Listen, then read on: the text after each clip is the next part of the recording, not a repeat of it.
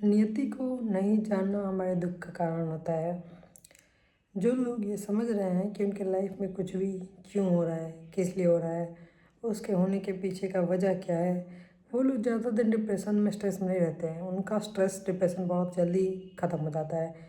And वहीं पे कुछ लोग होते हैं जो सालों साल, 15 साल, 10 साल, 5 साल, ऐसे बहुत साल तक डिप्रेशन में रहते हैं, क्योंकि वो ये कोशिश ही नहीं करते नियति को समझने का।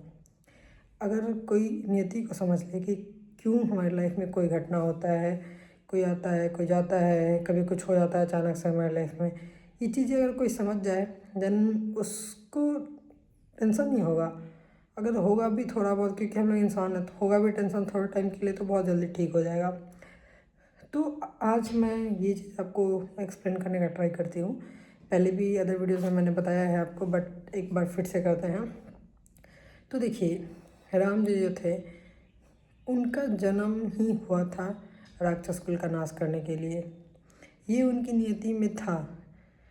इसलिए जब वो वनवास गए तो सोने का हिरन देखे और उसके पीछे वो गए उसको पकड़ने के लिए। पता तो उनको था कि सोने का हिरन तो नहीं हो सकता है, बट वो गए क्योंकि उनको पता था मैं जाऊंगा तो फिर सीता का हरण होगा, फिर ऐसे युद्ध होगा, फिर रावण कुल का नाश होगा। तो ये नियति में था। तो वैसे ही बहुत सारी चीज़ें हमारी नियति में होती है। एंड ऐसी चीज़ें जो होती है ना, वो बहुत अच्छे इंसान को भगवान सौंपते हैं कि जाओ ये अच्छा काम करके आओ। बुरे लोगों को काम नहीं सौंपा जाता, काम सौंपा जाता है अच्छे इंसान को ही। जो वफादार होता है ना, अक्सर उसको बड़ी ड्यूटी दी जाती है। वैसे ही भगवान जब देखते हैं कोई इंसान अच्छा है, देन उसको एक बड़ी ड्यूटी देते हैं, वो उसकी नियति में होता है। एंड फिर और चीज़ें क्या होती है, लाइक हमारा कर्म।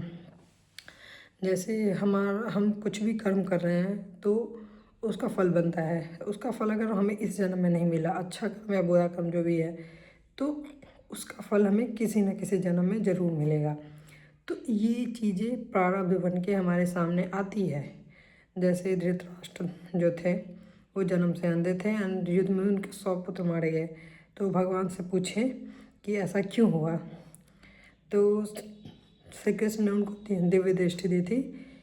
तो उन्होंने देखा कि 50 जन्म पहले, 50 वर्ष नहीं, 50 जन्म पहले वो शिकारी थे। तो एक पेड़ पे जलता हुआ जाल फेंक दिए थे, जिससे 100 चिड़िया मर गई थी एंड काफ़ी चिड़िया जो है ना, वो अंधी हो गई थी। तो उससे उनका ये कर्म बना और उसका फल उनको 50 जन्म के बाद मिला। तो हम जो भी कर रहे हैं ना, उसका फल हमें ज़रूर मिलेगा, आज मिले, कल मिले, किसी दूसरे जन्म में मिले, अगर इस जन्म में नहीं मिला तो, बट उसका फल हमें ज़रूर मिलेगा। तो हमें क्या करना है कि हमें अच्छे से अच्छा कर्म करने पे ध्यान देना है, क्योंकि बाकी चीज़ें जो है वो हमारे कर्म के हिसाब से प्लान्ड है, या फिर हमारा जन्म जिस काम के लिए हुआ है वो हमें करके ही जाना है। उसके पहले नहीं जा सकते आप, उसके बाद भी नहीं जा सकते आप। तो हर इंसान का लाइफ का जर्नी अलग होता है। आपको अलग पाथ पे चलना है, मुझे अलग पाथ पे चलना है। तो उसके हिसाब से लाइफ में, हमारी लाइफ में चीज़ें आती हैं। हमें अब हर जन्म, इंसान का जन्म होता है, कई बार हम लोग पृथ्वी पे आ चुके हैं। हर बार हमें नया लेसन लर्न करना होता है, नई चीज़ें सीखनी होती है। हमारे पुराने जो कर्म होते हैं, जिनका फल हमें नहीं मिला होता है, उसका फल भुगतना होता है और नए कर्म बनाते होते हैं। तो इसलिए अगर आपकी लाइफ में कुछ भी हो रहा है तो ये आपकी नियति में है, ये आपके कर्म का ही फल है। तो आपको ज़्यादा टेंशन लेने की ज़रूरत नहीं है, स्ट्रेस में जाने की ज़रूरत नहीं है, डिप्रेशन में जाने की ज़रूरत नहीं है। क्योंकि आप ये समझिए, कुछ भी हो रहा है वो हमारा ही किसी न किसी जन्म का कर्म है, या फिर हमारे इतने अच्छे कर्म है कि हमें भगवान ने कोई ड्यूटी पूरा करने के लिए दिया है। ये उसका रास्ता हो सकता है, उस रास्ते के थ्रू हम मंजिल पे जाने वाले हों।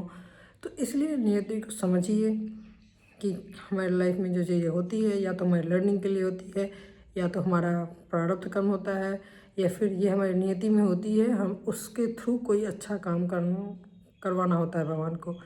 तो ये सब काफ़ी चीज़ें हैं जिसकी वजह से हमारे लाइफ में कुछ भी होता है, घटता है।